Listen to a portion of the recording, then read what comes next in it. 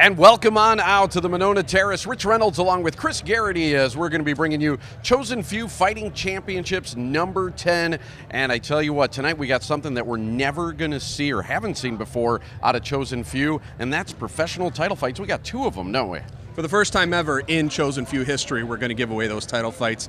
And two Madison guys are going to be in those fights, some of our best up-and-coming prospects we have here in Wisconsin. Alex Gilpin, Mark Lemminger, fighting two pretty grisly seasoned vets, I would say, Rich. So tonight we're going to have some fantastic fights. And we saw them in the last one in Chosen Few Fighting Championships 9, and boy, what a show that they put on. They've been on my show on the Sports News. I'm sure they're ready. We're also going to see amateur fights aplenty tonight. We got 8 of them. What can we be expecting tonight from the amateurs? A lot of debuts tonight, so you're going to see some people that we've never seen before either, which is always great because you're going to see the best of both worlds. Some fighters that maybe should have more fights and some fighters that might want to rethink what they're doing.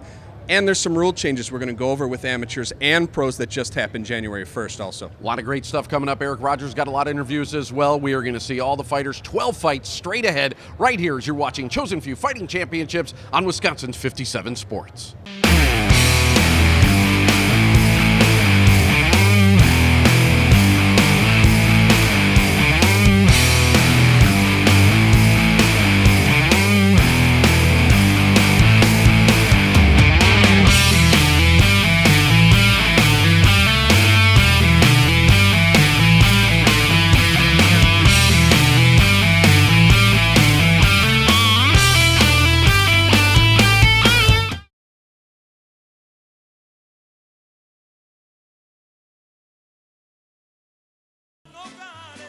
All right, welcome on into the Chosen Few Fighting Championships number 10 as we are just about to get started on a full card tonight. In fact, we have 12 fights for you, 8 amateur fights, 4 professional fights, 2 professional title fights, as we will be doing the first ever professional championships for Chosen Few as you check out the tail of the tape for fight number 1, JD Ballew against Benigno Barrera, as Barrera is making his debut. He is with the Chosen Few Fighting Championships. You take a look at the inspector right now. Yes, checking him out as he is getting ready for the fight tonight. Both fighters coming in at 5'8", 155 pounds, and always a big night when you get to make your debut in MMA. Packed house tonight. The crowd still filing in as we are getting set for fight number 1 here tonight on Wisconsin's 57 Sports. As you take a look, both fighters just about ready. Let's send it up to Chris Garrity. Madison,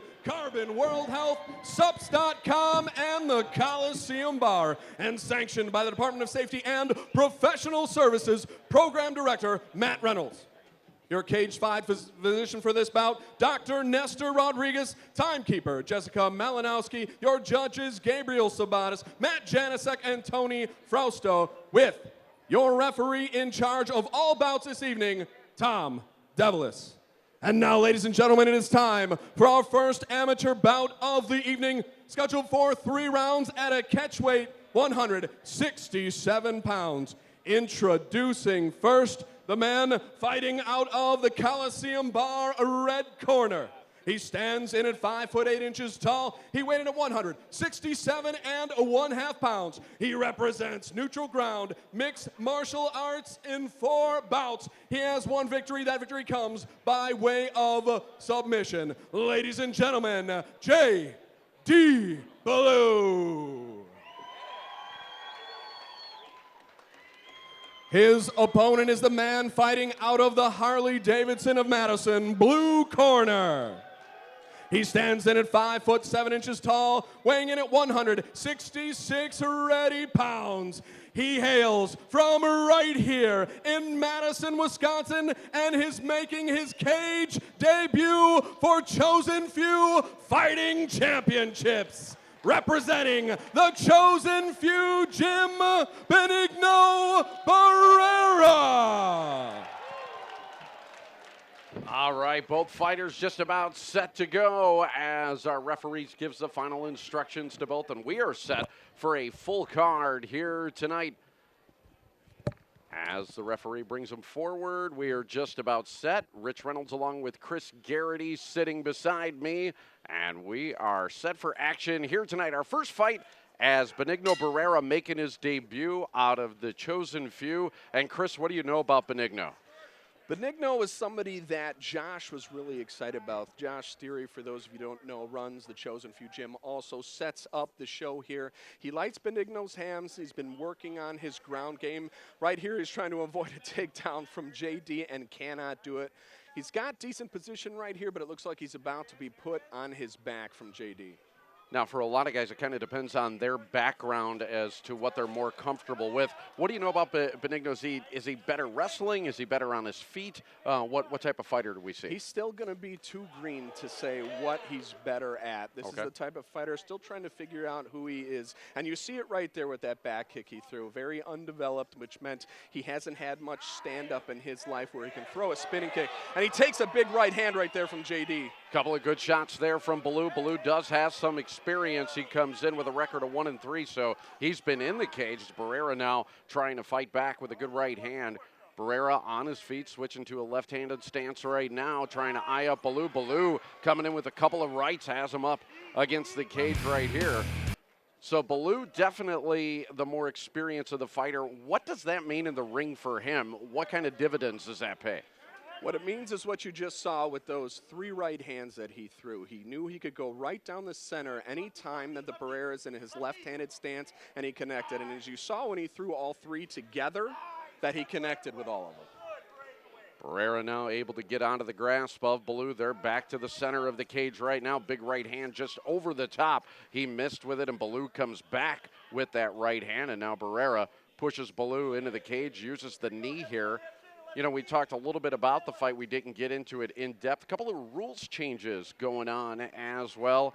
What's new on the rules end? What are we going to see for the amateurs? So as far as amateur rules went, the things that they changed weren't real huge changes. What they were is clarifications of a lot of rules. Now with the amateurs, what you'll see different from at least the professional fights is they're not allowed to throw any knees to the head at any period of time. They're not allowed to throw any elbows no matter what.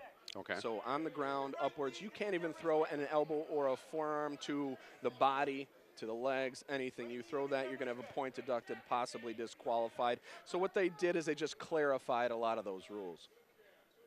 Both fighters back to the center of the ring right now. The action slowed just a little bit here right now. First round of the first fight, 12 scheduled fights. And one of the cool things about this card even tonight, all that action, all the fighters are here, showed up on time. That doesn't happen all the time with these cards, does it?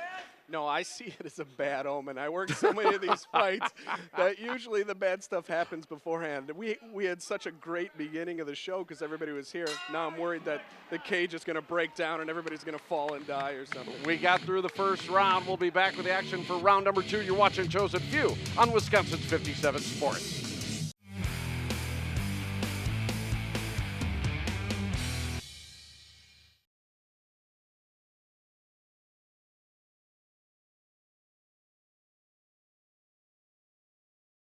Coming back for round number 2 and round number 1. What did you see, Chris? How do you score it?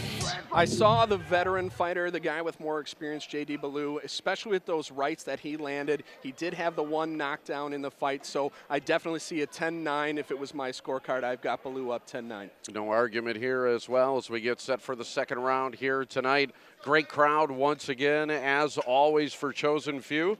Packed house here tonight, as a sellout crowd still filing in as we're in the early stages of our night here. A beautiful venue, too. Isn't it great? You can't pick a better spot for fights. Absolutely beautiful. As Barrera got hit as Ballew landing a shot to the chin. Now Barrera fighting back, a couple of jabs, trying to keep Ballew off him. But Ballew right now seems to be once again the aggressor and seems to be much more of the general in charge here in the early rounds of this fight. And what you saw is that he saw the right hand land in the first round. He knows it's going to land in the second round. Barrera hasn't done anything to sew that up. And he keeps throwing that spinning back kick. Oh, and a big right. Barrera's down. And now a barrage of rights as Barrera covering up, trying to hold on to the leg of Ballew as he caught a shot from Barrera. Keeps throwing the hands in to the face of Barrera. Barrera holding on for dear life, back on his feet, and is able to fight out of it. Great recovery and by Barrera. A big takedown by Ballew. Holy cow, the action's picked up here. That was a great recovery by Barrera, but look, he gets put right back in a bad spot. But something that JD said, we talked about at the beginning of the round, that right hand is landing. If I was JD right now, I'd let him go and stand up. JD now working the ground game a little bit on top of Barrera. Barrera holding on. This is happening right in front of us. As you can see, there is some blood on the face of Benigno Barrera, which is now transferring over to the chest of Ballew, and Ballew rains down a left hand. What JD was trying to do there, if you saw it, when he had him in the headlock with his right hands, he was trying to take Barrera's right arm and put it in between his legs. That's what's called a tarantula. It's a form of an armbar you don't see a lot. It's too bad we didn't get to see that submission. I love that submission. Barrera trying to get out of this right now and back on his feet. He's on all fours, but a good job right now of Ballew getting on top, and now Barrera's reversed it. Big mistake for Ballew. He had top control, was sinking in a rear naked, and now Barrera's laying down some damage. Thought we might have seen the end of the fight. Instead, now Barrera has been able to reverse this and is driving into Ballew and is trying to get back on top, using his arms, using his legs to drive in. Ballew doing everything he can right now to fight off Barrera. And some background on Ballew. He didn't make weight. That's why this fight is at a catch weight. You can see he's not in as good a shape as Barrera, and it's taken its toll right now. He had complete control of this fight, and because he wasn't in shape, he's getting beat up right now. Saw that, and we saw that the fight was listed at 155 pounds. You announced the catch weight at 168. And when a fighter doesn't come in shape, boy, that does not work out well for you. And it doesn't here, as in his debut, Benigno Barrera fights off JD Ballew and gets the big win. Rich, 2 knockdowns, and he comes back and win the fight on sheer perseverance and getting to a fighter that was not in shape. He was outmatched, he was outworked up until the last 30 seconds of that round, and Barrera gets his first win. And training comes in, and it helps Barrera get his first win. We will come back with the announcements and more. Let's actually hold it. We'll keep it right here. We'll take a look at the replay and the finishing touches that Barrera was able to put on Ballew as the rights and lefts, and there's the ref calling it right there. And we'll be back with the official announcements as you're watching Chosen Few Fighting Championships number 10 on Wisconsin's 57 Sports.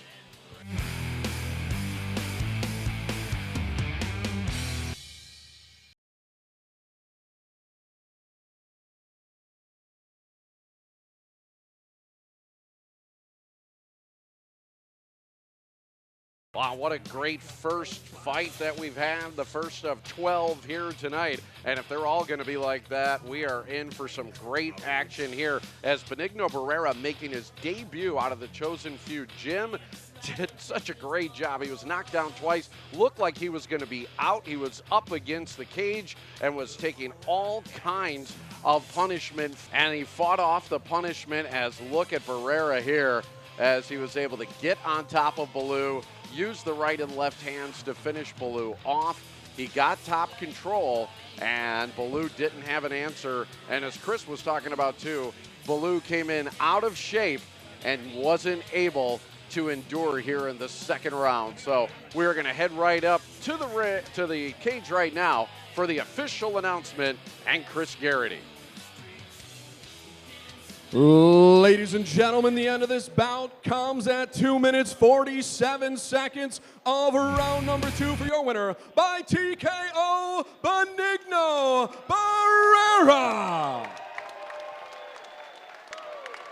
Great fight here to start off our card of Chosen Few Fighting Championships number 10. We got 2 fighters who are going to be making their debut. That is coming up next right here on Wisconsin's 57 Sports.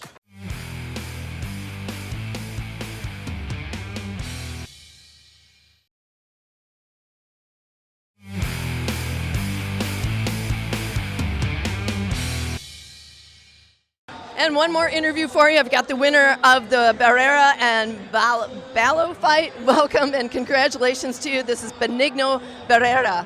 And this is your first fight? Yeah, this is my first fight. Came in here ready to go. Yeah. All right, well, congratulations. You're coming out strong on your first one. You really hung in there. They weren't sure which way this fight was going to go, and you got back up. How did you do that? Yeah, first round I knew he was a lot heavier. He weighed in 12 pounds more than me. Cut to 155. Still decided to take the fight, give my family and friends a fight to watch. But I still stuck in the second round. Decided that my cardio was going to come into play and didn't think his strength was going to be too much for him in the second round. Ultimately, what helped you win tonight? One thing, if you had to pick one. Definitely the cardio and staying in there, staying focused and getting ready to go after it. And knowing he was overweight and stronger than me, I knew I had to work him. Alrighty, well, congratulations on your debut fight tonight. And that's it for interviews now. Go back to the ring right after this.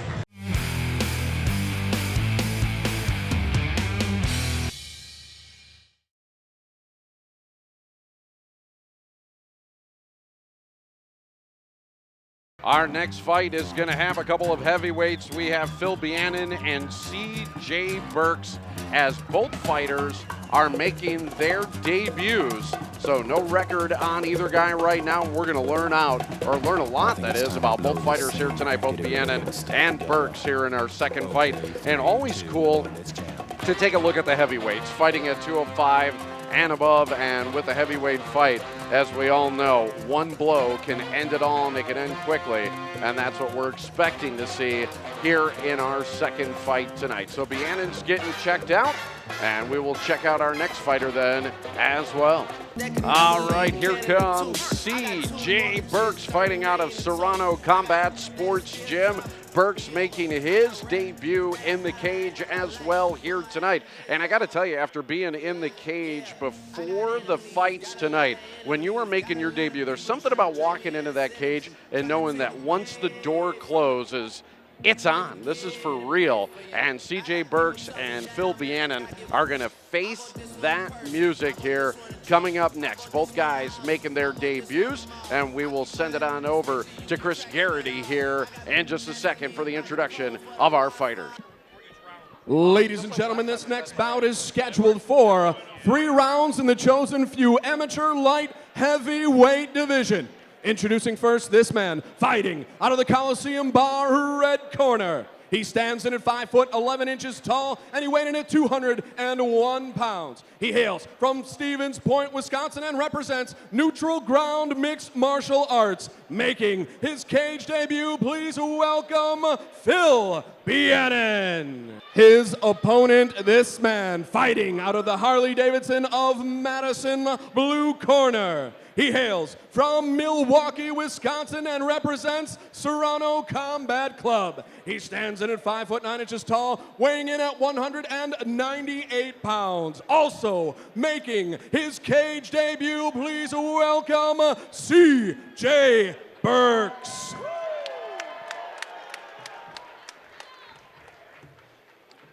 Couple of heavyweights making their debuts here tonight in Chosen Few Fighting Championships number 10.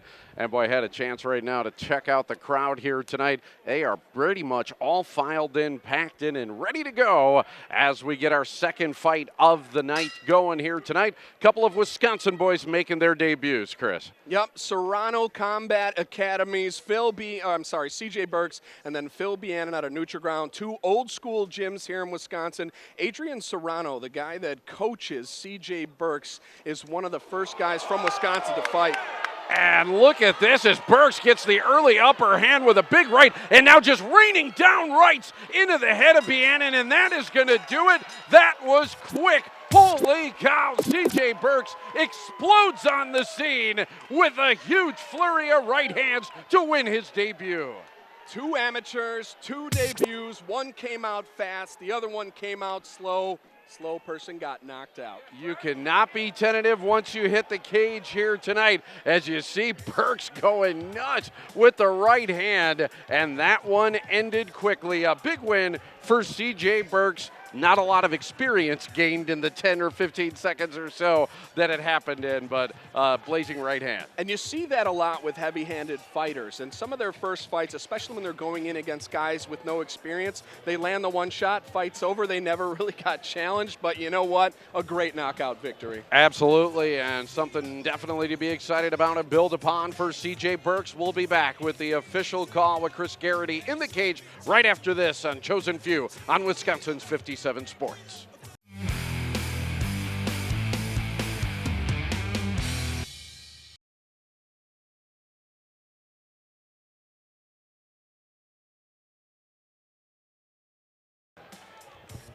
And we are back taking a look at the victorious CJ Burks, who barely had time to break a sweat here tonight. Heck, Chris Garrity, who's doing double duty, going back and forth from the cage, barely got to sit down. 25 seconds was the total, and it actually felt a whole lot faster than that as Burks was able to land a couple of good rights right there and a menacing stare and grin into our cameras tonight as he wins his debut. So we will get the official announcement right here as Chris Garrity taking the steps back up into the cage as he's got the tough job here tonight, pulling double duty. Ladies and gentlemen, the end of this bout comes at just 25 seconds of round number 1 for your winner by TKO, CJ Burks. More Chosen Few next on Wisconsin's 57 Sports.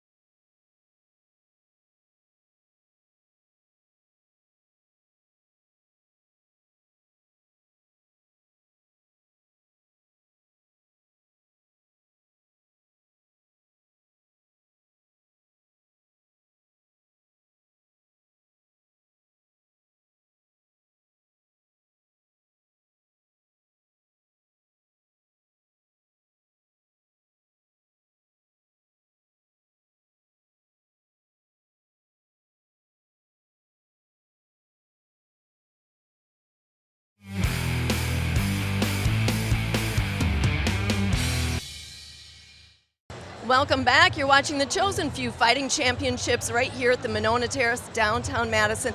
We've been interviewing a bunch of the amateur winners, and with us right now I have CJ Burks. He won the fight against Paul Beanan.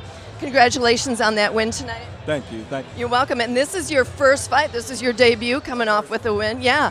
How did those first fight jitters feel to you? I was kind of nervous till they locked the cage up, and pretty much I knew God had me, and I was going to do it. Good job. That takes a lot of courage, doesn't it? And a lot of preparation. Now, the fight was short. I think it was like 25 seconds. So, yeah, that's not a lot of experience for you in the cage. So, conversely, how much time did you spend preparing for this? Probably about a month and a half, 2 months maybe. I had a really good fight camp with my coach here. My wife pushed me, and my teammates. It was really good for me. I can't do it alone, Kenny. I couldn't do it alone, no, not at all. What's next for you? My next fight. When is it? When is it? Just ready for my next fight, that's all. All righty. Well, thanks again. Congratulations on your win, and good luck in your future fighting. We'll be right back with more right after this.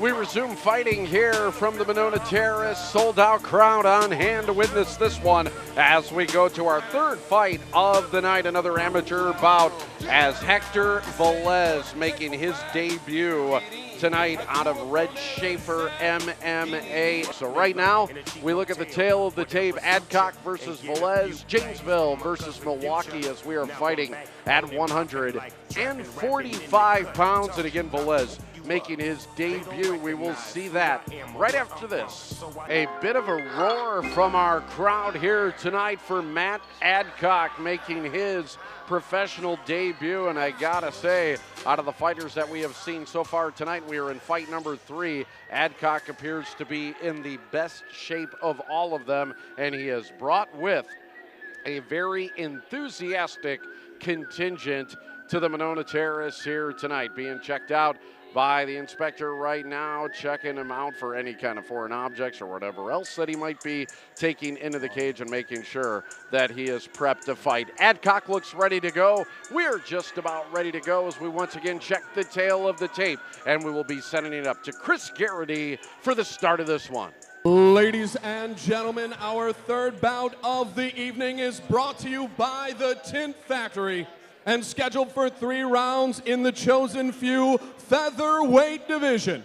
Introducing first, the man fighting out of the Coliseum Bar red corner. He stands in at 5'7" tall, weighing in at 141 ready pounds. He hails from Milwaukee, Wisconsin, representing Red Schaefer Mixed Martial Arts, making his cage debut, Hector Valz. His opponent, this man standing across the cage and fighting out of the Harley-Davidson of Madison blue corner. He weighed in at 144 pounds and stands in at 5'8" tall. He represents Fearless Mixed Martial Arts from Bloomingdale, Illinois, Matt Adcock. And just about set for fight number 3 here tonight. Adcock and Velez, as the ref goes over the final instructions right now. Both guys fighting in the featherweight division, 145 pounds. And we're just about set to get it on, and here we go. Fight number 3, back to the action here at the Monona Terrace. And Chris, out of the fighters that we have seen so far here tonight, these two seem to be in the best shape. Yeah, you're going to see a skill level step up here is what we like to call it. Both amateurs, both debuts, but both guys train at gyms with a little more experience. As far as Hector Velez, his coach has some of the most experience in Wisconsin. Red Schaefer Mixed Martial Arts, a grizzled UFC veteran, a grizzled gladiator veteran, a grizzled Madtown Throwdown veteran, so he's able to tell a fighter like Hector Velez what's going to happen in the cage, how it's going to happen, and coach him through. And then a guy like Matt Adcock with Fearless MMA, one of the oldest gyms in Wisconsin, you can tell in Illinois, built really well, wrestler-style body, keeps his head low as he throws punches. Both these guys have done a lot of work in the gym to make their debut here. And finally, we have actually a hookup here and some grappling going on after a lot of action on their feet. A good spinning back kick earlier from Adcock as we saw the guys use a flurry of both kicks and punches. And right now trying to gain leverage is Adcock. And a takedown there by Velez, but now Velez is down. Adcock trying to throw punches. A good job by Velez to kick him off. That was a surprise to me that Adcock stood him up. Yeah, I would figured he would at least jumped into guard or half guard to keep throwing bombs, because it looks like Velez was a little panicked on his back there, but hey, you could tell Adcock's comfortable on his feet. They both seem actually pretty comfortable on their feet right now. Good balance from the fighters and doing some work as they both make their cage debuts right now. And again, like I said, we saw a mix. It's not just all hands. We're seeing some kicks coming in, and now a good flurry here as Adcock looking to size up Velez right now as he seems to be the aggressor, cutting off the cage on Velez, backing him up. Good right, and now once again he goes into the hold as he looks to appear to try to be taking him down, and Velez fighting it off and finally driving him into the ground is Adcock. And into half guard right now, good position. Velez looks a little bit lost right now on his back. Adcock's got his forearm on Velez's chin right now to the eyes. That right there, believe it or not, hurts enough, just that pressure right on that orbital bone. Absolutely. Now Adcock doing a good job of being able to get some blows in, and Velez fights him off again, using his legs both times to be able to break the hold. Now, as you see their stance different here, one thing I want you to watch, Valz is left-hand. He keeps it really low, and Adcock likes to throw the overhand right. He's almost connected with it twice, so be very aware of that overhand or that straight right because it's going to connect, because look at Valz's chin. He keeps it up too high. You will see that in boxers a lot too, and that's what we got going on right now. And there's that right, and you called it, Chris, almost on cue. And Adcock tries for it again and now has the takedown and brings down Valz as the round is over. We'll be back with round number 2 in the action here from the Nona Terrace as you're watching Chosen Few on Wisconsin's 57 Sports.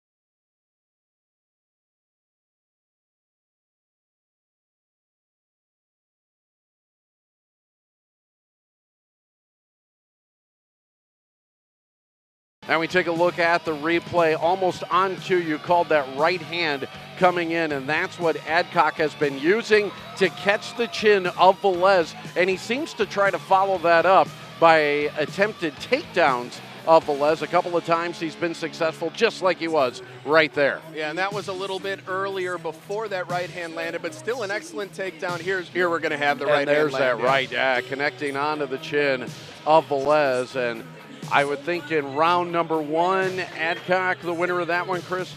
Easily. Controlled the round, landed the most shots, got 2 takedowns. Really the only offense I saw other than some good strikes from Valz was he turned one time his hips when they were in half guard over here looking for an armbar. Never really sunk anything, but Adcock's definitely up 10-9 on my scorecard.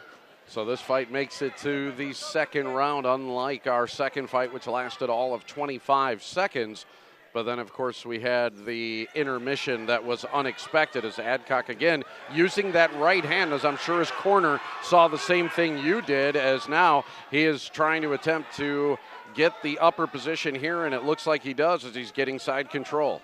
So what you saw there and why Valz ended up in this position, if he tried to reach around and do a judo-style throw like an ippon, he tried to grab Matt's arm and twist him and throw him, and it didn't work, and now he's in a horrible position. And now, yeah, in some trouble here is a good right from Adcock, bringing the left in as well. There's another right to the ear of Valz, and Valz just trying to crawl and protect himself at this point, as a good job up on top on control here from Adcock. Looks like he's trying to roll Valz over here. As much punishment as Valz was taking, he did a good job there to get Adcock off, but now he's in flat big in his trouble. stomach. Yeah. You don't want to be in this position at all, as look at the rights and lefts come in from Adcock, pounding ground into the side of the head, and that's going to do it. And what a fight and debut by Matt Adcock. He was in control from the opening bell. And that's right, exactly from the opening bell. Never scared of anything Valz had going. And once he found that Valz's chin was up in the air and he could land that right, he had Valz on his heels, was able to take him down easy, and you saw it. His top control is excellent for a debut fighter. Impressive debut from Adcock. He brought a bunch of fans with him as well. You could see why they are excited. He came in shape and with a good skill set, didn't he? And I like, even though he's from Illinois, I'm hoping we're going to see him again, because this guy, and you saw it, the way he fought, the way he stood, the way he threw punches, the way he took him down, this guy is going to be good, so I can't wait to see him again. We'll be back with Chris in the ring giving us the final decision. You're watching The Chosen Few on Wisconsin's 57 Sports.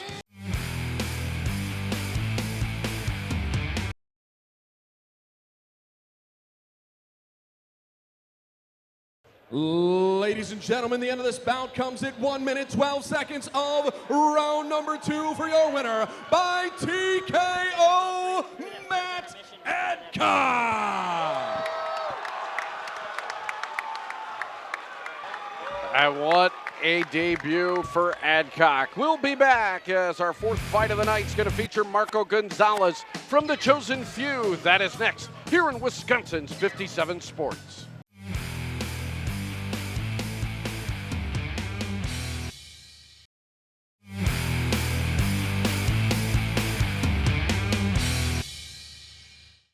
And welcome back. We're at intermission here at the Chosen Few Fighting Championships number 10. We have interviews all lined up with a bunch of the winners, and with me right now I have the winner of the Adcock and Valz fight. This is Matt Adcock. Welcome and congratulations. This is your debut as a fighter tonight, so congratulations on your win. Now, you controlled pretty much throughout this fight. Where were you feeling strong? I was feeling strong on my feet and on the ground. I really wanted to work on my stand-up game because I have a wrestling background, and I knew if I had to take it to the ground, I could. So I really concentrated on my stand-up for the most part. All right, and being your first fight, did you have some first fight jitters? A little bit. When I first got in there, it was very surreal. You know, it's you against that other guy in a cage, so it's a different feeling. Good to get that first one out of the way. Definitely. Alrighty, I know there's a lot of dedication, a lot of people you probably want to thank. Who do you want to shout out to? Shout out to Fearless MMA in Janesville and Reds Boxing in Iowa, where I trained a lot of boxing over summer.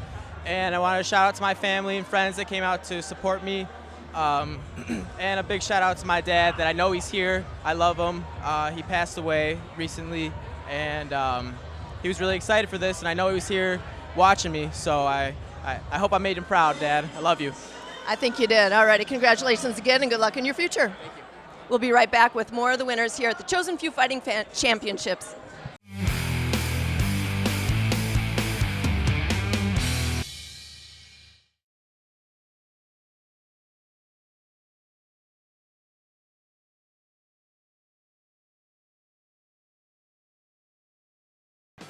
All right, we head over to our fourth bout of the night. We are staying with the amateurs here tonight, and it is a battle of unbeatens as someone's O must go. Now, neither O is very big. Both fighters are coming in to this bout with a record of 1-0 as you take a look at Carlos Rodriguez, Semper Fi, do or die, as he has the Marine Corps flag draped upon his back. Tail of the tape right here. He is fighting out of Milwaukee and taking on Marco Gonzales, who is fighting out of the Chosen Few gym. Gonzales gives up a couple of inches, but nothing in pounds here tonight as we take a look at Carlos Rodriguez. And again, a 1-0 fighter. We'll take a look at Marco Gonzales. That is next. The sold-out crowd here at the Monona Terrace, excited to see Marco Gonzales in his second fight in the cage. We saw him here on Wisconsin's 57 in Chosen Few Fighting Championships number 9. He made his debut and was victorious, and now he moves up the card about 3 slots after an impressive debut for Marco Gonzales. And here's Gonzales right here. And again, we saw him gain the victory the last time in Fighting Championships number 9, and he has already gained some fans here in Madison. He comes in apparently actually in better shape than he was in fight number 1. So Gonzales Rodriguez just about set to get it on in the cage. Ladies and gentlemen, this next bout is brought to you by Capital City Tattoo and features 3 rounds in the Chosen Few Amateur Lightweight Division. Introducing first, this man fighting out of the Coliseum Bar, red corner. He stands in at 5'8" tall, weighing in at 152 pounds. Undefeated in his short career, 1 bout, 1 victory. He hails from Milwaukee, Wisconsin, and represents Red Schaefer Mixed Martial Arts, Carlos Bossman Rodriguez. His opponent, this man fighting out of the Harley-Davidson blue corner. He represents the Chosen Few Gym, fighting out of Madison, Wisconsin by way of Baja, Mexico. Also undefeated, 1 bout, 1 victory, 1 submission. He stands in at 5'7" tall, weighing in at 150½ pounds, Marco Gonzales. And a nice round of applause from the sold-out crowd here at the Monona Terrace for Marco Gonzales. And again, Gonzales looking to go to 2-0. Both fights have been right here on Wisconsin's 57 Sports, as Gonzales victorious in chosen few number 9, squaring off against Carlos Rodriguez right now. As we saw Marco Gonzales last time, Chris, and what can we expect from him here in fight number 2? You know, you have to expect a lot from this kid. This is one of the workhorses out of the Chosen Few gym. Josh Steary, who owns Chosen Few and this show, ran up to me when I got here today, pointed this fight out on the card, and said that this amateur bout could be fight of the night. So wow. 2 guys, 1-0. Again, you're seeing a step up in amateur competition, and you already see it right here with an excellent ground game here. Keeping active right now and looking for the triangle choke, Rich. Both fighters came in good shape, as it is Gonzales that is going to keep top control here. He was able to punch out of that. He's got some good body shots into Rodriguez right now. Now takes a knee to the side of Rodriguez as well. And there's another one, as Gonzales, very impressive in his first fight. I think it was a rear naked choke that we saw win the fight for him, if memory serves.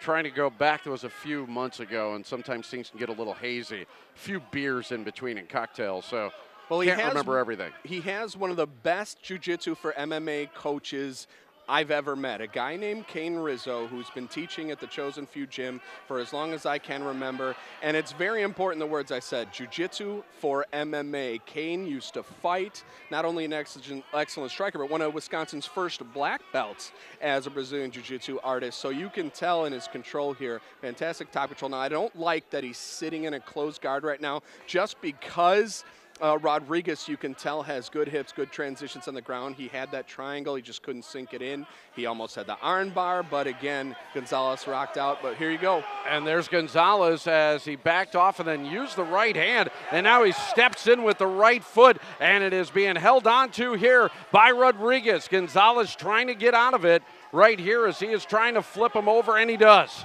So what Rodriguez was trying to do there was a straight ankle lock. You have to be careful in amateur mixed martial arts. You cannot do any twisting submissions with the legs, so no heel hooks, no knee bars, nothing like that. So it's tough to just get that one submission, but you saw it. Gonzales did a good job twisting around, moving out of it. Again, I don't like him in a closed guard here. He looks comfortable, but Rodriguez is very sneaky on his back, so we'll see. That's what it seems like here in the early going, as Gonzales still trying to rain some blows into the head of Rodriguez. Gets a couple with the left there. Now trying again with the right, and a knee to the jaw there of Gonzales. He's able to fight it off and comes right back down, as a lot of the action here in the first round has happened with Rodriguez on his back and Gonzales on top. And I like that he's in half guard now, a lot less chance to get submitted from the bottom. The round ends with him in top control, and I'm going to give him 10-9 for this one. He definitely controlled the first round of this fight. We'll be back, round number 2 here in Wisconsin's 57 Sports.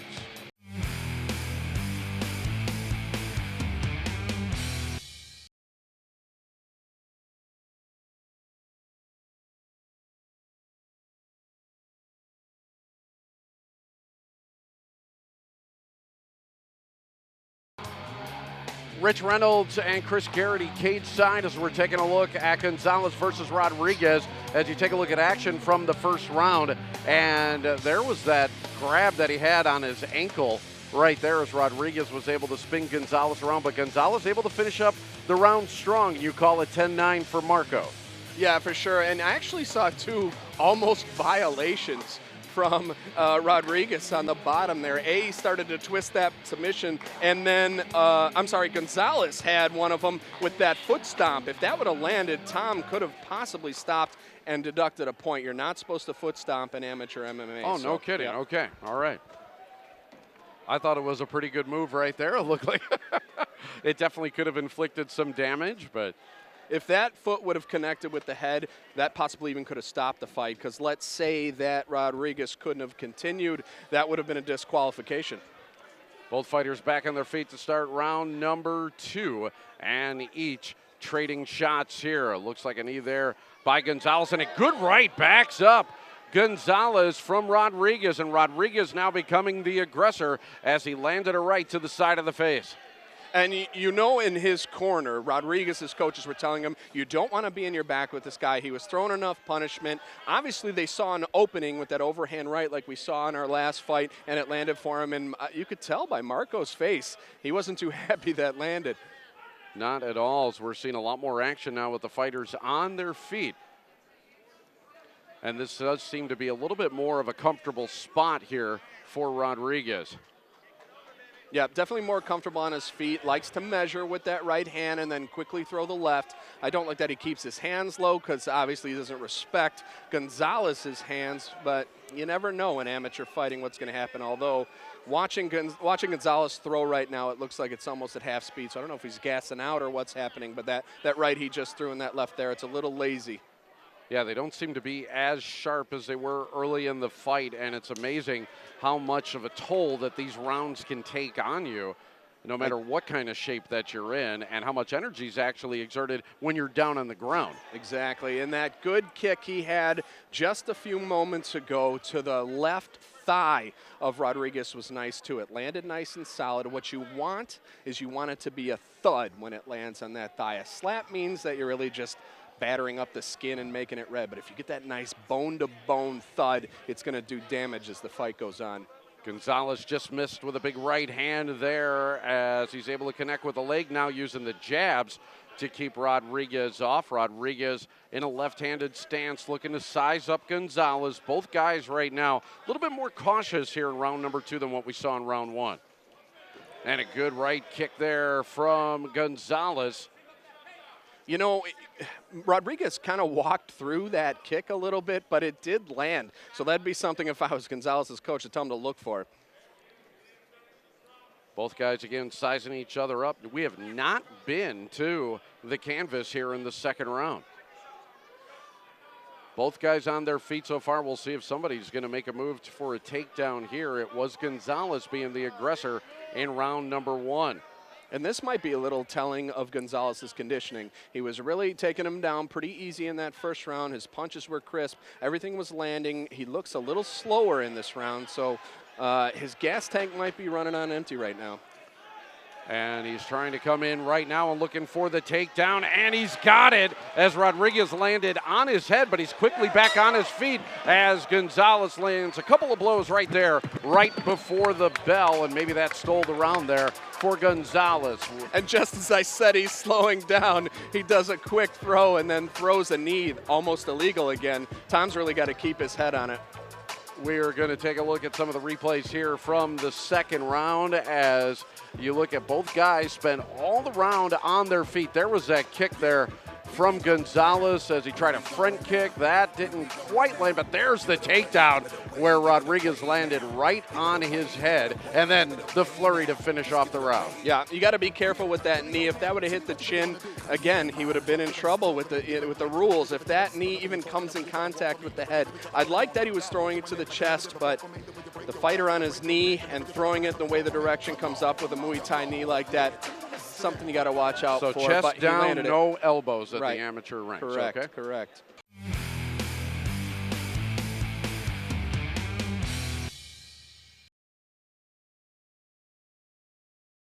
All right, round number 3, the final round of this one, as we have not yet had a fight go the distance. It has been nothing but knockouts so far. Let's see if these fighters will make it the final few minutes here. And I think you were right when you said stole the round, because I really did have that round mostly even. I did think that Rodriguez was a little bit of the aggressor in the first half of that round, but with that little flurry at the end, the quick throw, I'd hate to be a judge in that round. I'm going to give Gonzalez. Yeah, I have to give him a 20-18 right now on my scorecards, but I don't love it only because I don't like putting draws down on a scorecard. I agree, and that's a tough round to score, but sometimes if you get that last impression in where you get the flurry right before the bell, you could walk away and steal a point, and I think Gonzalez might have done that.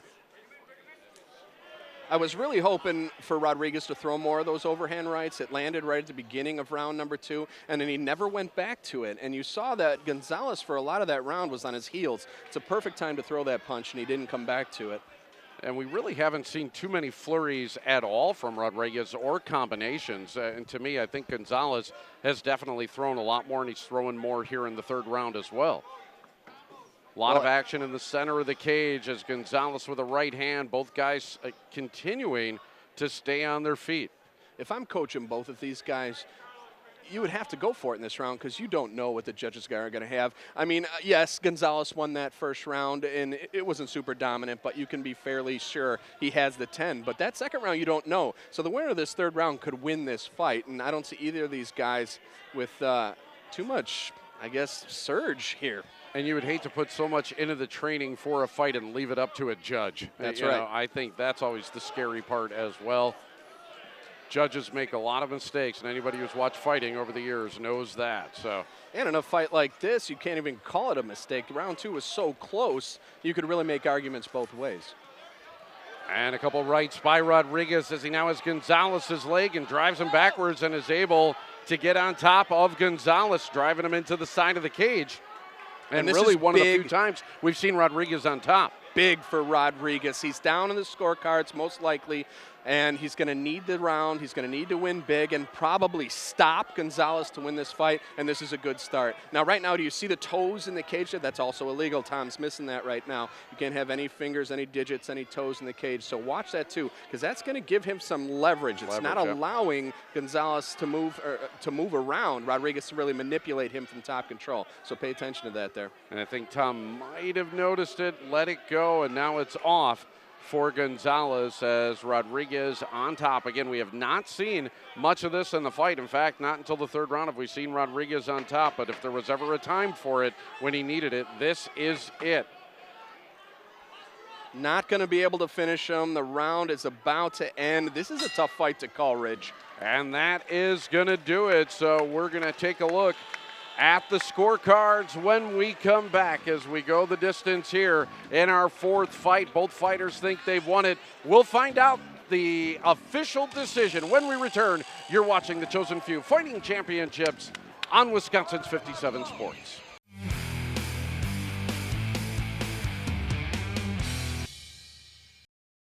Both Judge Sabatis and Judge Frausto score the bout 30-27, while Judge Janicek has it 29-28, all in favor of your winner and fighting out of the blue corner, Marco Gonzales. So Marco Gonzales does indeed win the fight here, and he moves to 2-0, a competitive bout here in our 4th bout of the evening, and let's hear from Marco. Come on, talk to me, man. Okay, you came out like gangbusters in that first round, but slowed down in the 2nd and 3rd. What happened, man? You know, honestly, I started getting winded. He's a strong guy. You know, I'm not trying to make excuses, but he was a few pounds heavier than I am. So that definitely tires you out. Well, you got the victory. Again, you looked great in that first round, was still able to hold him off. All 3 judges saw it for you, so what are you going to take away from this fight? Obviously, you know, I don't feel that comfortable in performance. I feel like I could have gone 100% all 3 rounds. Like you said, I slowed down towards the end, so obviously need to do better cardio next time. Well, again, you got the win. Congratulations, ladies and gentlemen. One more time, Ohan, he wants to say one thing. Yeah, I just want to thank all the fans for coming out, showing us a lot of support. I want to thank my family. They're sitting right down there. All my friends, thank you so much for coming out. And everyone else, thank you, and I hope you guys are enjoying yourselves. Thank you. Your winner, folks, Marco Gonzales, still undefeated. Gonzalez goes to 2-0. We go to fight number 5 next from the Chosen Few Fighting Championships on Wisconsin's 57 Sports.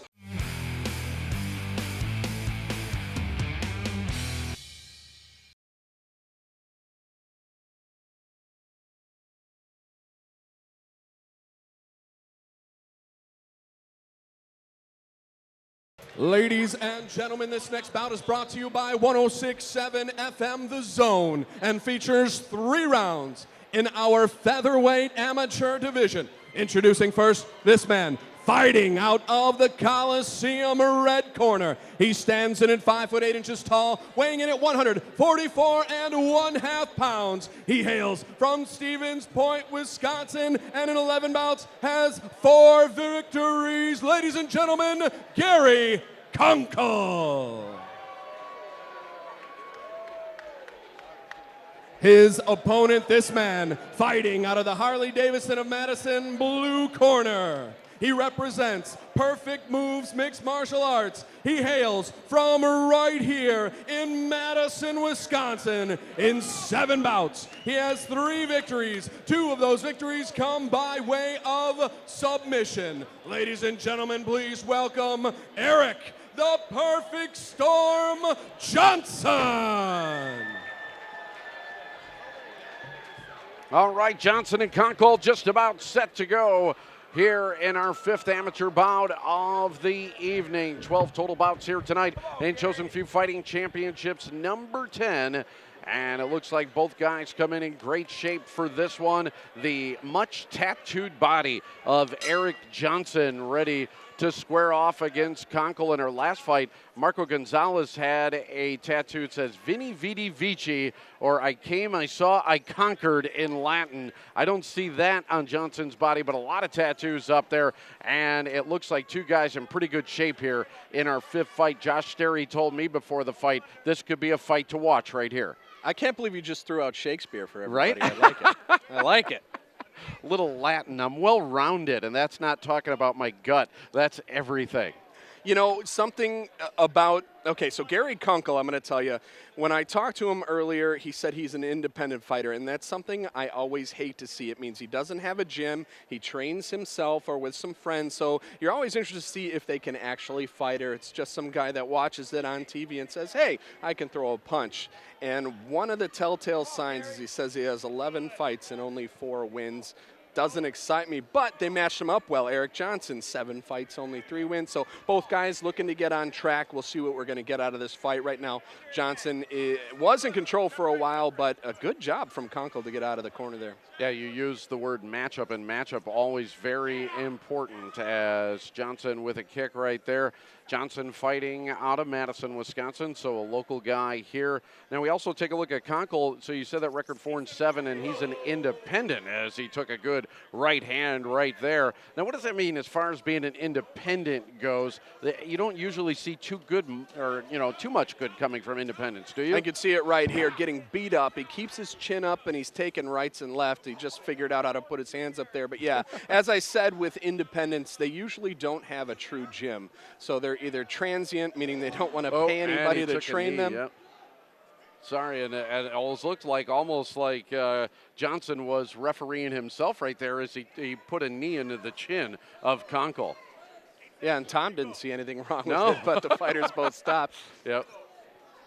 But back to what I was saying about Konkol and being an independent, you can tell. Oh, right there, liver kick. There's the left, and now a good kick and a left hand to the side of the head. And quickly, Johnson pounces on top of Konkol and keeps the left going into the side of the head of Konkol, who is down and scrambling for his life right now.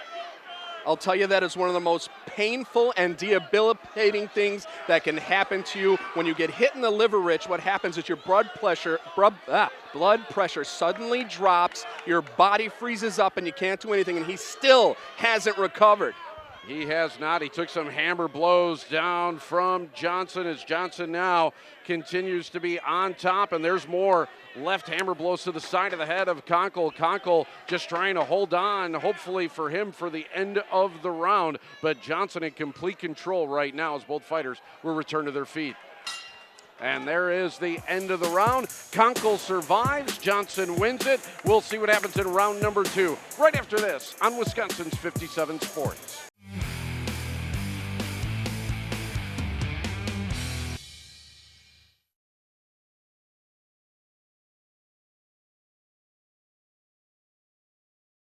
And taking a look at the replay, what do you see here, Chris?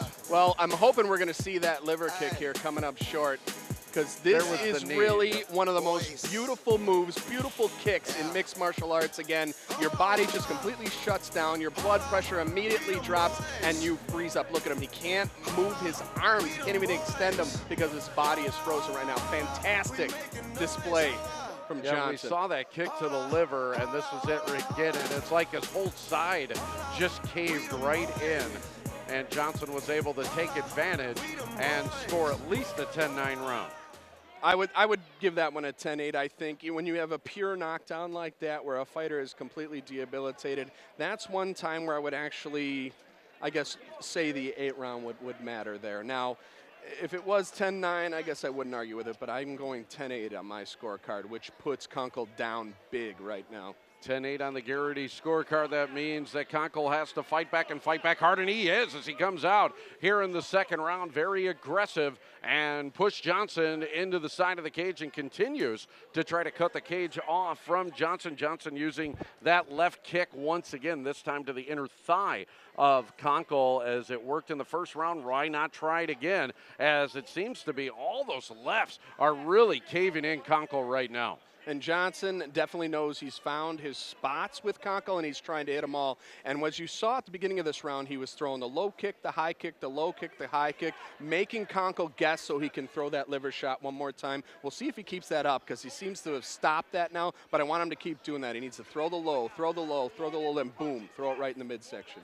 So Konkol still trying to box his way out of it, but you can see that left side is wide open. He's holding his right hand very low, and so Johnson just trying to size him up. He took a kick right there to his side. Now a right to the side of the head from Johnson. Johnson now grabs the leg, looks for the takedown, and Konkol able to back out of it, and they'll continue on their feet.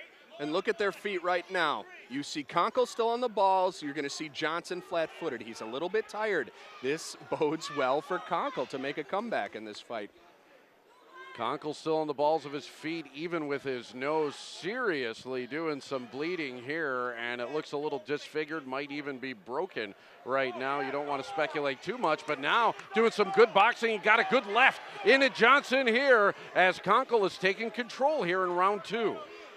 He's letting himself be put in the clinch, and he shouldn't. He needs to push away and get out of this, because this is just dangerous for him, although he just told me to go F myself because he just grabbed his leg and took him down. Great job in the half guard here, and he's looking to push it to the mount, and because Johnson is so tired, he's letting it happen. So now the shoe is on the other foot where Konkol was looking for the end of the round to come in 1. It is now Johnson trying to make it to round number 2. Rich, this is why I love this sport. No matter how bad Konkol was hurt in that first round, he is in complete control and looking to win this fight right now. And on top of Johnson and using right hands and now trying to get behind him to possibly choke him out. There's that chokehold that is in, and Johnson just trying to hold on right now. The ref here looking to maybe call it here as Johnson, hoping for the end of the round, is able to get out of the choke. And a good job from Konkol to forget the choke. He wasn't able to sink it in, so just do more damage. It's going to loosen Johnson up to try it again here. And now he's got it again, and there is the chokehold. And Johnson again just trying to hold on as Konkol looks to get that chokehold in. And that's looking pretty tight. We also got to be near the end of the round, and that is it.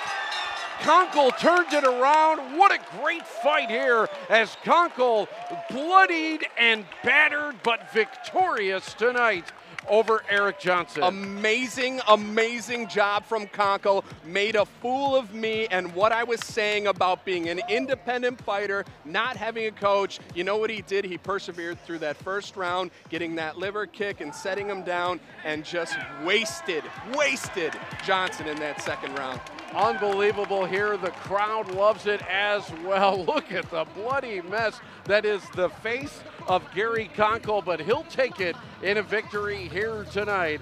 We will go up to the cage and the official word right after this as you're watching The Chosen Few on Wisconsin's 57 Sports.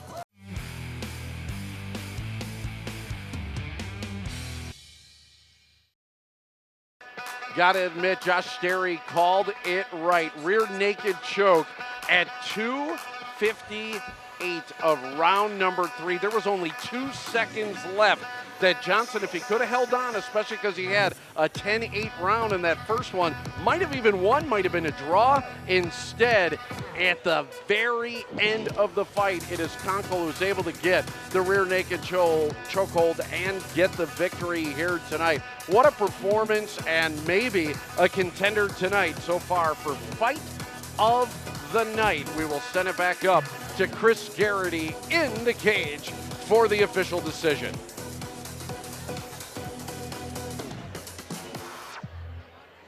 All right, ladies and gentlemen, the end of this bout comes at 2 minutes, 58 seconds of round number 2 for your winner by rear naked choke, Gary Konkol. With 2 seconds left in the fight, Konkol gets the submission on the rear naked chokehold and is the winner here tonight. So what a performance tonight. Great action in our 5th amateur fight. We'll be back with Schiro and Dockins. That's next on Chosen Few Fighting Championships, number 10 on Wisconsin's 57 Sports.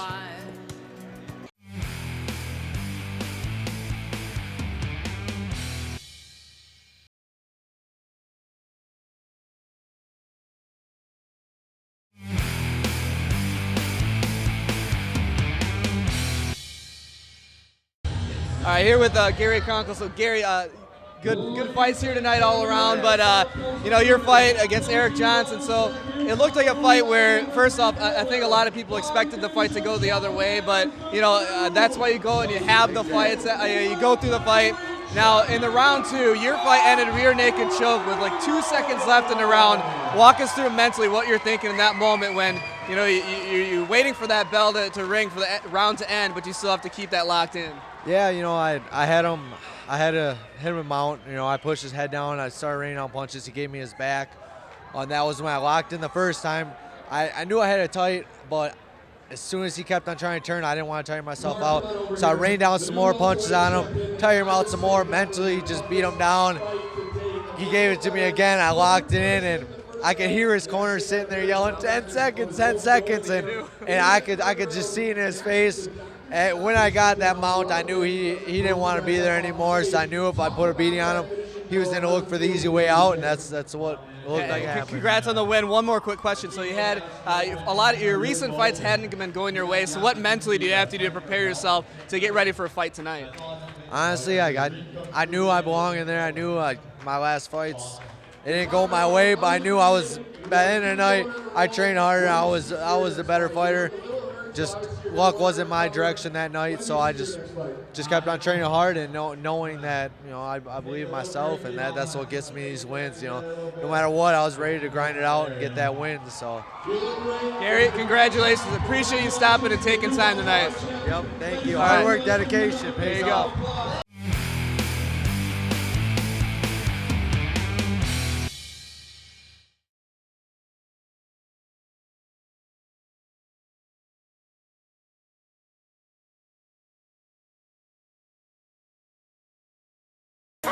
We're moving on to Dockins and Schiro. Dockins is making his cage debut. Schiro comes in with not much more experience at 0-1 here tonight. And what a fight that we just saw between Johnson and Konkol. It has been a great night so far as we take a look at the tail of the tape. As we have Dockins and Schiro with a little bit of a height advantage here, fighting at 185. He's at 6'1", but at 5'10", looks like Dockins is a little bit more compact and a little thicker and more stout in this matchup here tonight. All right, here comes Dante Schiro making his cage debut. We saw Perry Dockins in the cage, and he looked to be in phenomenal shape, so Schiro is going to have to come in ready. And one thing that we have seen so far from Chosen Few is that when they're representing the Chosen Few gym, they're usually in pretty good shape, and Schiro appears to be no different and no exception to that rule for the Chosen Few. Again, looking at the tail of the tape, make it a 3-inch height advantage for Schiro over Dockins here tonight. So this one should be a nice looking matchup as we're into fight number 5 going towards our main events tonight Alex Gilpin taking on Jose Pacheco, and Mark Lemminger against Brandon Suber. But up next, Schiro and Dockins. Let's head up to the cage. Ladies and gentlemen, this next bout is brought to you by 93-1 Jams and features 3 rounds in our middleweight amateur division. Introducing first, this man fighting out of the Coliseum Bar red corner. He stands in at 5'10" tall, weighing in at 177 ready pounds. He hails from Milwaukee, Wisconsin, representing Serrano Combat Club and making his amateur debut, Perry Pyro Dockins. His opponent, this man fighting out of the Harley-Davidson of Madison, blue corner. He represents the Chosen Few Gym and hails from right here in Madison, Wisconsin. He stands in at 6'1" tall, weighing in at 182 pounds. Ladies and gentlemen, Dante Schiro. We're at one of the prettiest spots in all of Madison, a sold-out Monona Terrace Convention Center. Rich Reynolds cage side along with Chris Garrity, Eric Rogers, and Janet Cresson here tonight as we get set for our 5th fight of the evening, Schiro and Dockins, and it looks like a good one. 2 fighters coming in good shape and squaring off in the center of the cage, and early on, a couple of good shots traded by the 2 pugilists as we get this one going. What are we looking for here tonight? Looks like Schiro, a little bit of a height advantage over Dockins. And Schiro obviously has a bit of an advantage being in the cage before. He took a loss in his first fight, but there's going to be no first fight jitters like possibly what happened with Dockins. But what I really like about this fight is this fight has old school written all over it. These 2 gyms, Serrano Combat Club, Chosen Few Gym, 2 of the oldest in Wisconsin, battling again. They've been doing it for the past 15 years here in Madison, and I love fights like that. Yeah, good to see those 2 gyms square off, and 2 fighters that definitely are taking it seriously, as a good right hand from Dockins into the side of the face of Schiro. I like when you see 2 fighters coming in lean, not a lot of fat. It shows that they put a lot of training in and really took their nutrition and training seriously before the fight. And if this fight makes it past the first round, what I'm going to be looking for is the gas tank on both fighters. What I want you to pay attention to, Rich, is every punch and every kick these guys throw has everything behind it. They're not point punching or point kicking at all. They're not tapping at all. Everything has 100% knockout behind it. It takes a lot out of you when it comes to rounds 2 and 3. And fighting at 185 pounds, a lot of power behind a lot of the stuff that we are seeing here. Dockins a little bit more compact, looks a little thicker and stouter, and a good right, though, from Schiro, who has the reach and the size advantage in this one, and is continuing to use it as now he digs into Dockins and looking for a possible takedown, but it's Dockins now trying to get the advantage as they grapple here right in front of us. And you'd never be able to explain, there's an accidental groin shot there, Rich, but you're never going to be able to explain to me in a situation like that where Schiro lands 3 hard shots why you would go in for a takedown. You obviously have an advantage in the stand-up. You're taller, you're longer, and you're landing. Why not keep it there? Why bother going in for a takedown when you've landed 3 straight times? I think sometimes, you know, the adrenaline might get the better of you. I've always wondered that as well. If you got the size advantage, the reach advantage, keep it. Don't give it up. That's a great thing to have. So there's a mentality that fighters have, since I've seen and known so many throughout the years, that in the gym, what they practice sometimes doesn't completely translate in the cage. You always go back to your root, your primal instincts from what you grew up on. If you grew up as a wrestler, you go back to your wrestling. If you grew up as a striker, you go back to your striking. Obviously, Dante saw he had the advantage, and that root instinct took place. I need to go to wrestling now. So that's something he's going to learn as it goes along. If you've got the advantage in a position, even if it's not wrestling, and why not land? Used it there, and now Schiro on top and raining down blows on Dockins, and Dockins holding up. Wow, Some real steam behind that right hand of Dante Schiro, and he continues now to try and drive it. Just missed the head of Dockins. Dockins holding on here as we are nearing the end of round number 1, but Schiro now continues to land some shots. Dockins gets out, and a good left kick from Schiro. This is where the size difference really shows its ugly head. Oh, and there it was. Yep. A big right. Dockins is out.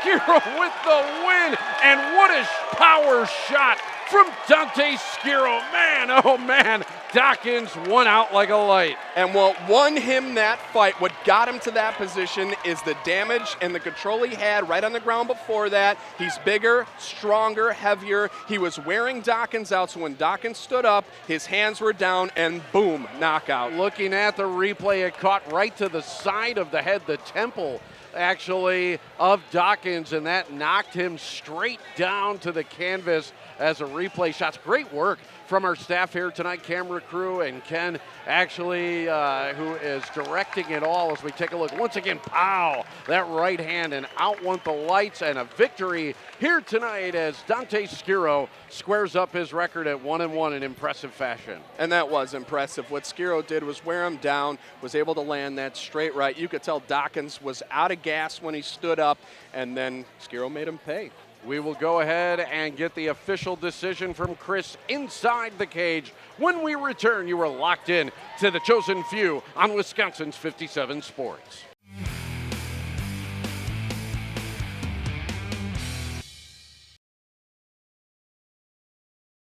Excellent action here tonight, and probably the knockout of the night right there, as what a power bomb by Schiro, that right hand connecting to the temple of Dockins, and he went out. Great fight by Schiro. He was able to rain all kinds of shots in and took a lot of steam out of Dockins early on here tonight as Schiro evens up his record at 1-1 in his amateur career, and he did it again. Very impressive fashion here tonight by Dante Schiro as we head up to the cage and the official announcement from Chris Garrity. Ladies and gentlemen, the end of this bout comes at 2 minutes, 50 seconds of round number 1 for your winner by knockout, Dante Schiro. More Chosen Few next on Wisconsin's 57 Sports.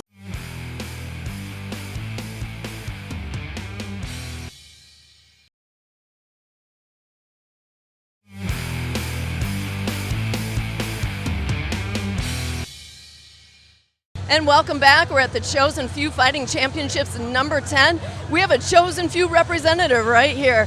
I have the winner of the Schiro and Dockins fight. This is Dante Schiro. Congratulations on your win tonight. Thank you very much. Alrighty, so this was your second fight ever. How did that feel different from your first one? Got that first one out of the way. It felt great. Like I said before, I had a ACL surgery, so I've been out for a year plus. And I literally been training for this fight for a year plus now, so it feels amazing to get that done. Well, you did a great job. You wore him down. Where did you see some of the holes in your opponent? I knew I was longer than him, a lot taller, and I had a wrestling advantage, so those were the areas where I felt like I had the biggest strengths against him, and his holes were his being shorter than me and smaller. You got a lot going on for you. You got that reach, you got the wrestling background, and you got the Chosen Few on your side. Yeah. What's next for you? I'm going to lay low for about a month or so, help coach at the high school at La Follette, wrestling, and then it's right back to it, right back at it, yeah. All righty, well, congratulations again. And we'll be back with more right here at the Monona Terrace. You're watching Wisconsin's 57 Sports.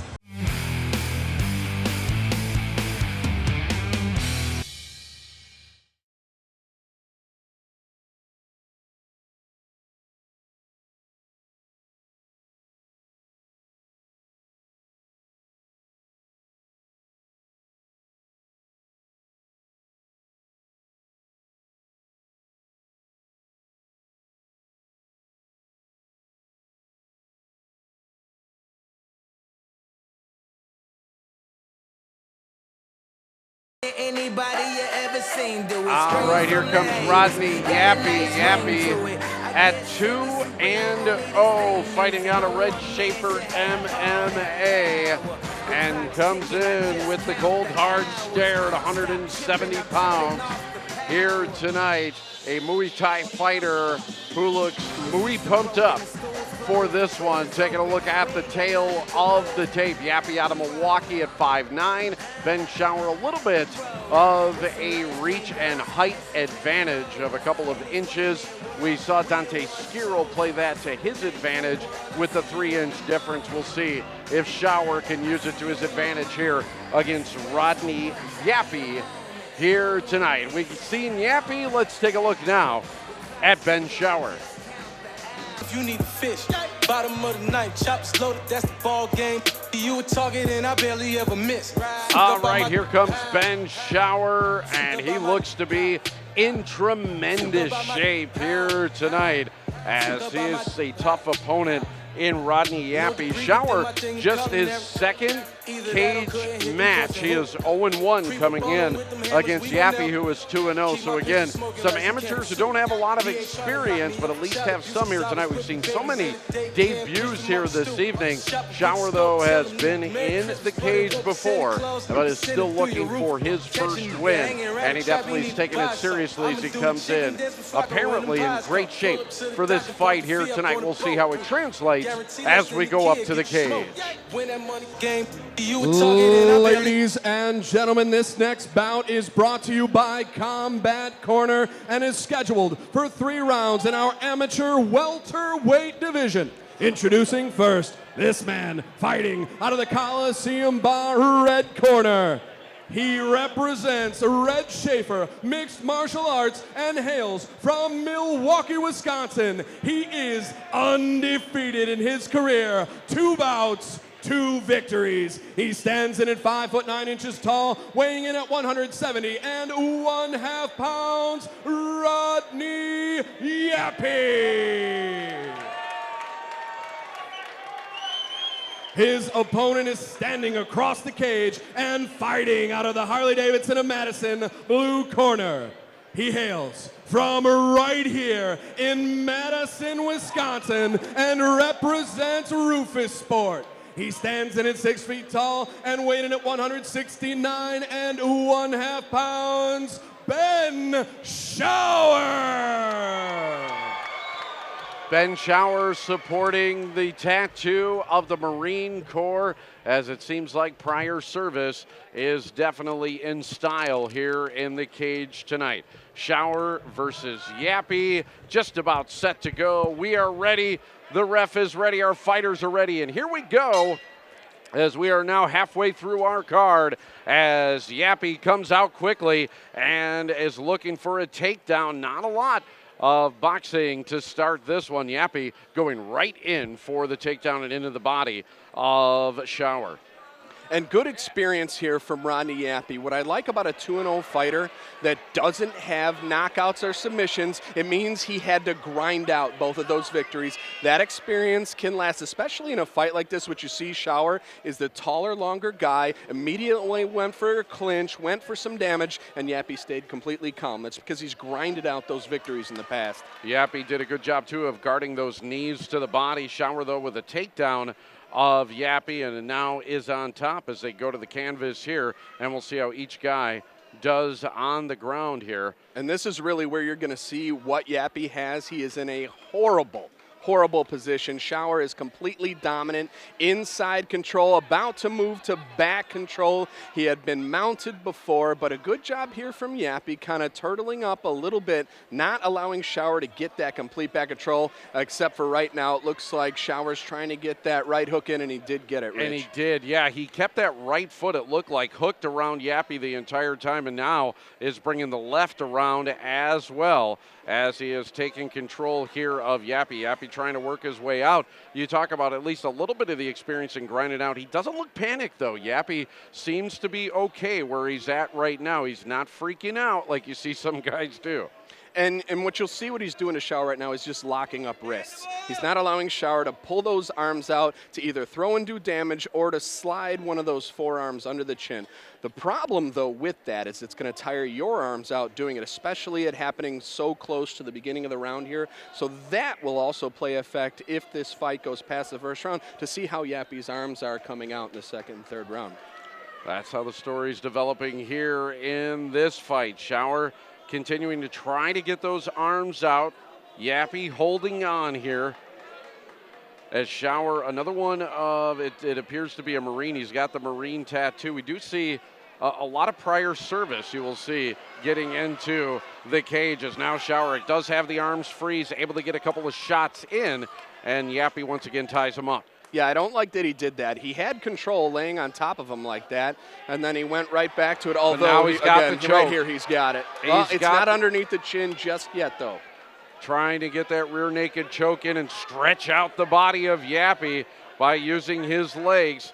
Real good position, but not locked in yet. And in fact, Yapi trying to keep it from getting locked in, pushing out the elbow and trying to turn Schauer over, and I think he's going to be able to do that. And the thing with Schauer, and what you got to tell him is if you don't have it sunk under the chin, to just squeeze and squeeze and squeeze, all that's doing is building up the lactic acid in your muscles and wearing you out. Do not squeeze until you can get it sunk. Might as well separate and do damage. Good training advice right there. We'll be back for round number 2, Schauer and Yapi on Wisconsin's 57 Sports.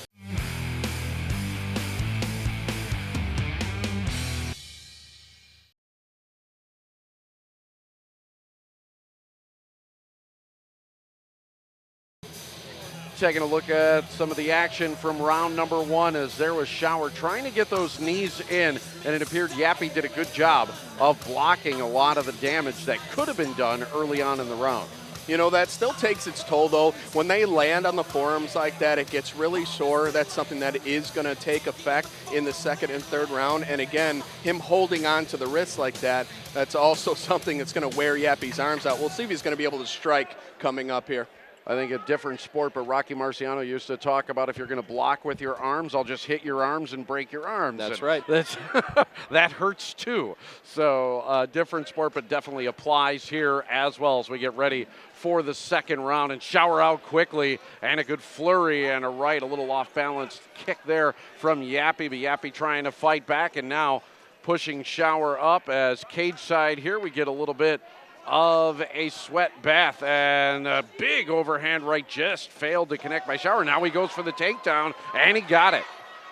That was a good job from Schauer, because what Yapi did is he came out throwing as wild as possible, which I did not love because he let his body flail when he was doing that. And what it did is it let Schauer know this guy's going to be open for a takedown because he's just handing me his waist. Schauer back on top right now of Yapi. Yapi doing a job at least trying to gain some leverage right in front of us. You could see getting a toe hold on the cage, as that's a crafty move there from an amateur fighter. And right back to the rear mount goes Schauer, and he did a good job controlling Yapi. Yapi also did a good job keeping that forearm from ever sinking underneath the chin, which he's doing another good job with that now. If I'm Schauer, and I know that this guy's rear naked choke defense is good, which it has been, I stay as best I can right here in top control and rain down damage ear to ear.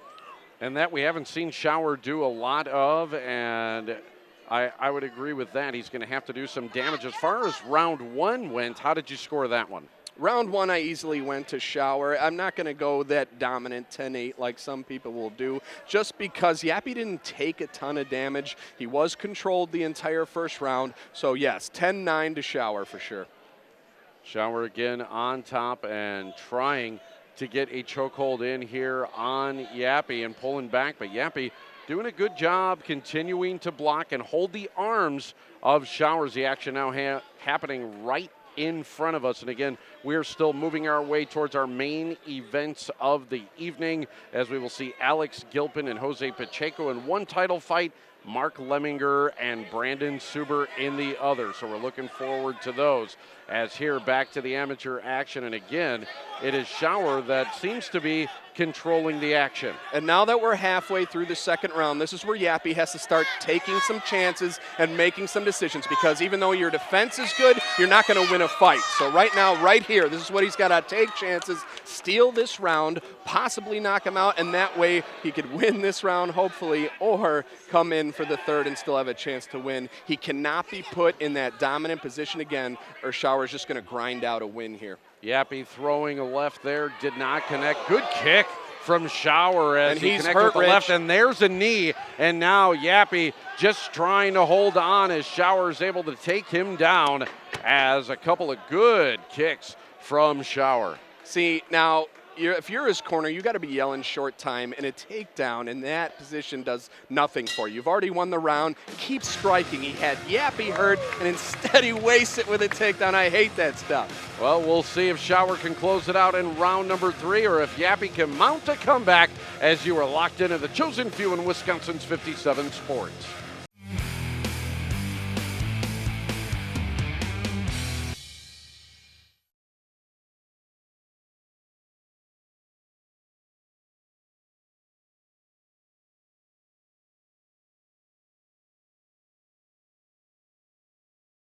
At the action here in round number 2, and I agree with you. It seemed like Schauer could have done a lot more striking and take advantage of some of the reach and the size that he has on Yapi, but he failed to do it and failed to close out the fight.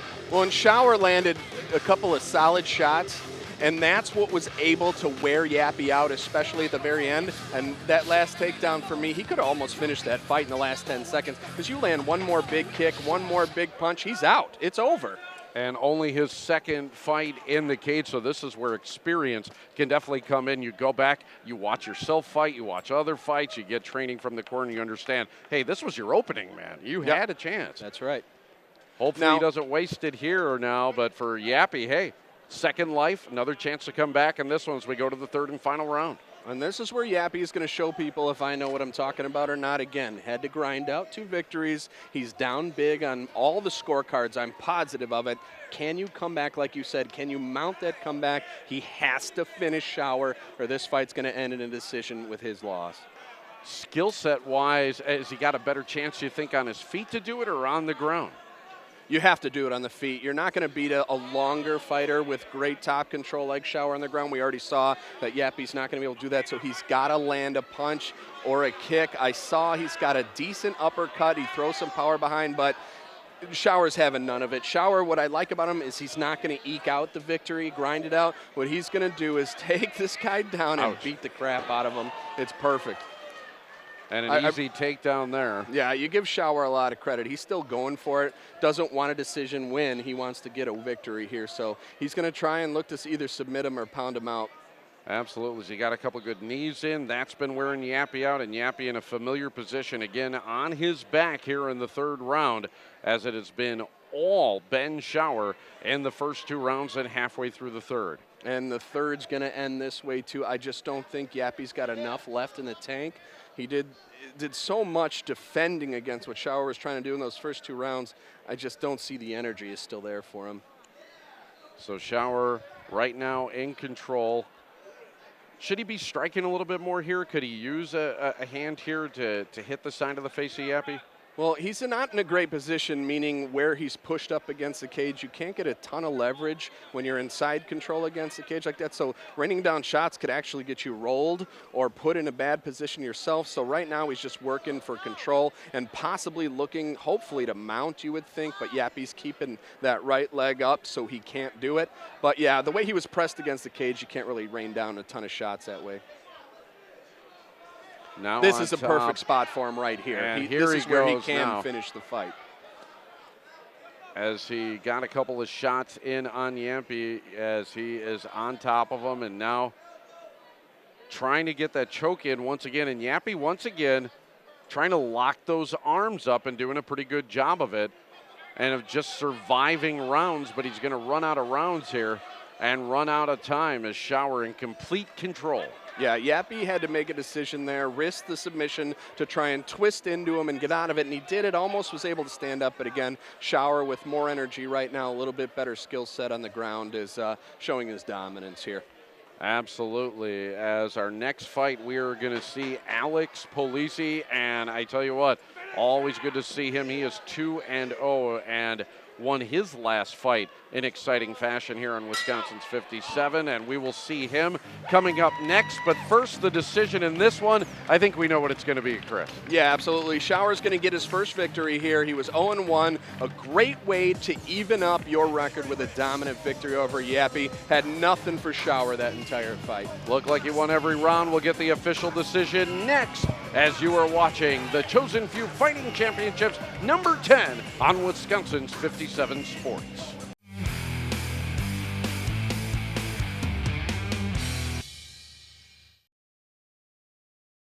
And you are back out at a sold-out Monona Terrace Convention Center as we are watching the replays of the Schauer-Yapi fight, a very one-sided fight. It's been Schauer able to use his height and reach advantage to take care of Rodney Yapi, or at least we think so up until this point, as it looked like Schauer able to do a lot of scoring often, a lot of good blows with the knees. You see here, able to wrap up Yapi several times, also got some takedowns in as well. Was never really able to get the chokehold to finish the match off. As you see, he went for the rear naked choke several times, almost had it locked in there, didn't quite get it. Yapi sometimes got the better in these exchanges, but it was Schauer getting the takedowns and Schauer getting the decisive blows that was the real difference in this fight. Nice kick to the head right there, but a lot of knees from Schauer, and there being able to use his wrestling ability to take down Yapi, and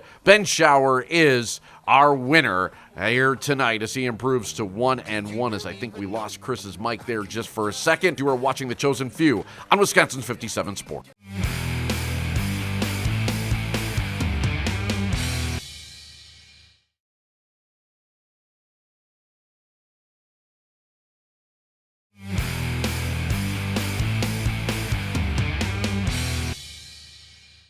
Welcome back. We're at the Chosen Few Fighting Championships number 10, interviewing a bunch of the amateur winners, and with me right now I have the winner of the Schauer and Yapi fight. This is Ben Schauer. Congratulations on your win tonight, Ben. Hey, thanks a lot. Really appreciate coming out here. Every time Josh Sterry puts on a phenomenal show, so I just couldn't be happier to be here. All right, you look fit. You look fit. Yeah, thank you. And focus. What was your mindset going into the fight tonight? I was all over the place emotionally leading up to about an hour before, and then from then on it was just blank. I mean, I wasn't feeling a thing. I just wanted to get in here. I was sick of waiting and just couldn't wait to step in the cage and do what I do best. Excellent. Well, it showed and it paid off as well. I'd like to know, so tonight folks are seeing the winner and the fighter. Who are you outside of the fighting cage? That's a good question. Still trying to figure that out. I'm only 21 years old, but I'm a member of the United States Marine Corps Reserve. And just working as a bouncer, you know, bar backing, just kind of trying to get my foothold in life. Fighting is just a small part of what I do, but yeah, couldn't be happier. All right, well, you're off to a good start. Congratulations again. Thank you very much. And we'll be back with more interviews right after this on Wisconsin's 57 Sports.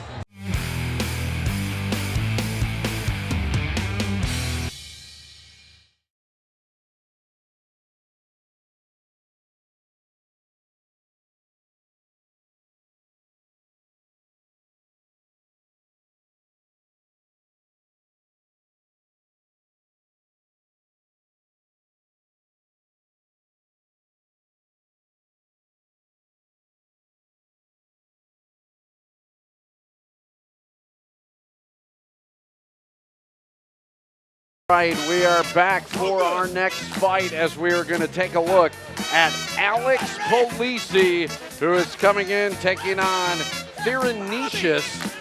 And Polizzi we saw in our last go-round here in Chosen Few Fighting Championships. That was number 9, and Polizzi was victorious then. We'll see if he can improve to 3-0 against a much more experienced fighter. Let's go up to the cage. Solid Rock 94-1 JJO and features 3 rounds in the Chosen Few light heavyweight amateur division. Introducing first, this man fighting out of the Coliseum Bar, red corner. He stands in at 6'1" tall. He weighed in at 204 ready pounds. In 8 amateur bouts, this man has 4 victories. 2 of those victories come by way of knockout. He represents Fearless Mixed Martial Arts and hails from Janesville, Wisconsin. Ladies and gentlemen, the baby-faced assassin, Theron Neisius. His opponent, this man, fighting out of the Harley-Davidson of Madison, blue corner. He stands in at 5'11" tall. He weighed in at 202 pounds. He hails from Beloit, Wisconsin, and represents the Chosen Few. He is undefeated in his amateur career. 2 bouts, 2 victories, 2 stoppages, 1 knockout. Ladies and gentlemen, Alex Easy Polizzi. Easy Polizzi won easy in his last fight. We'll see if it's as easy this time around as he takes on Neisius. Neisius with quite a bit more experience than Polizzi has so far, so that might play into it as he has fought 8 times. Polizzi just twice, but Polizzi comes into this fight looking like the better conditioned fighter.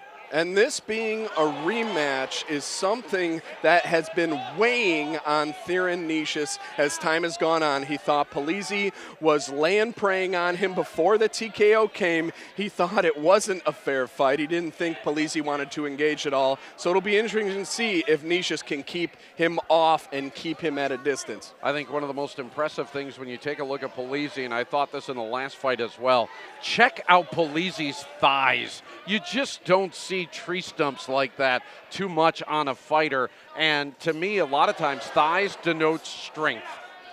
And that creates raw power in many different ways, whether it's going to be a kick, whether it's going to be your stability while you're throwing punches. You know, it's that pitcher's mentality. You do that, what they call that kinetic chain, when you use your entire body, and it starts right there in those legs, those tree trunks you were talking about. And a good left front kick from Polizzi drives Neisius back into the cage right in front of us here as Polizzi goes for the headlock, a little bit of stomping and using the power in those legs right now just to drive and grind Neisius into the cage. And now a good knee and Neisius is down, and that's gotta hurt. And what I saw, the unheralded, underused foot stomp led into this takedown. You do not see a ton of those, and I like that Polizzi went old school with that. Neisius leaving his side open. Polizzi taking advantage with a couple of rights and continues with that front face lock and driving down on Neisius. And there's the stomp once again. And why not? When you got legs like Polizzi, use them. They are weapons. There's a lot of little bones in the foot that can get crushed by stomps like that. Unbelievable. Polizzi letting him get up just a little bit and just enough to strike him back down, as Easy Polizzi not making life easy right now on Neisius, as it has been complete control from the opening bell for Alex Polizzi.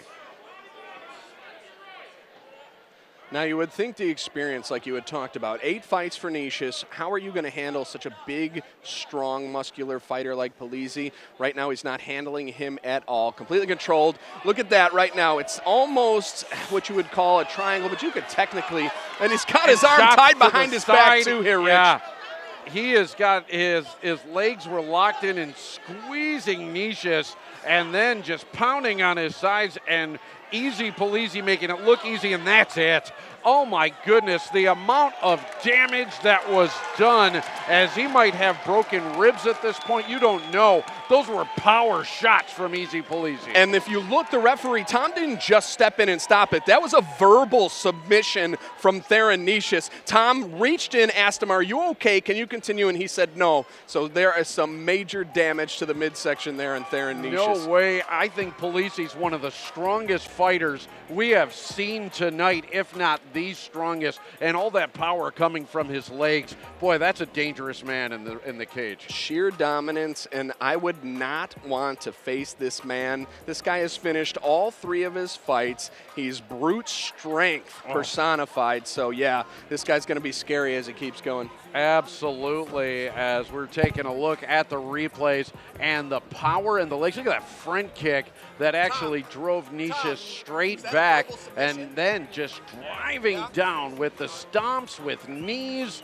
and with all that power as Polizzi just taking care of business here in our last amateur fight of the night. And then this is how he finished off Theron Neisius, as Neisius calling for the referee, a verbal submission, and that was very impressive from Alex Polizzi. Wow, what an amazing fighter up there, an amazing display of lower body power, as we will go ahead and get the official decision. Chris Garrity getting that together right now, as I think just the debate is, was it a TKO, was it a verbal submission? How did this one fall into place?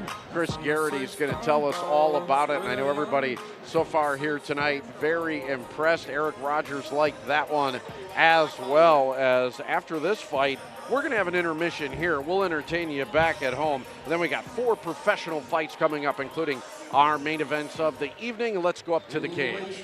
The referee steps in, calls a stop to this bout at 2 minutes, 48 seconds of round number 1. For your winner by verbal submission and still undefeated, Alex "Easy" Polizzi. Easy doesn't just rhyme with Polizzi. That's how he makes it look in Ladies the and cage. gentlemen, make sure you visit Carbon World Health booth. And right fans, now we're going to come back. We're going to take a short break, and then we'll be back with our 4 professional bouts of the evening as we're heading towards our main event. Don't go anywhere. You're watching the Chosen Few Fighting Championships number 10 on Wisconsin's 57 Sports.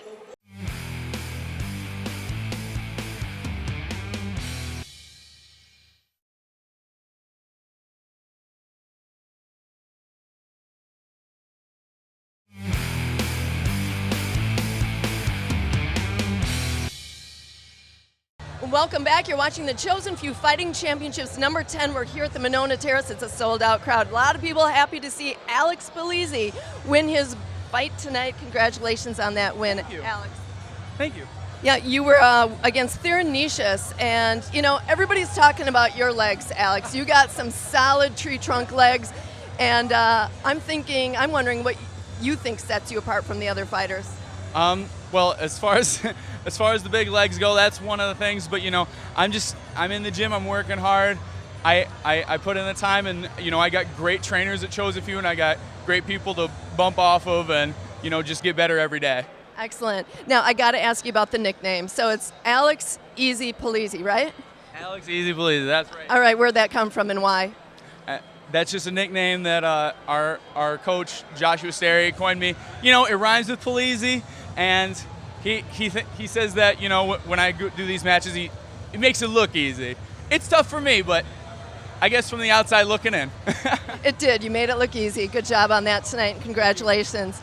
We'll be right back with more interviews here at Chosen Few Fighting Championships.